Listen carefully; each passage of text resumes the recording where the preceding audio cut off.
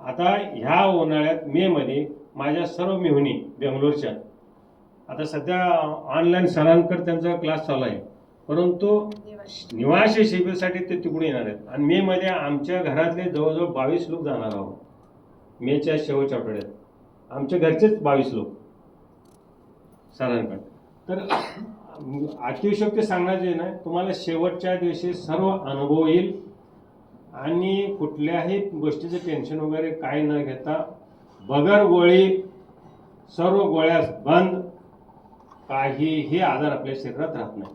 मी एवढे challenging sir देऊ न देऊ पण मी कुठले ठामपणे सांगू शकतो की आजार आपला नैसर्गिकरित्या नीट होऊ शकतो, पण सरांच्या मार्गदर्शनामुळे जायला पाहिजे.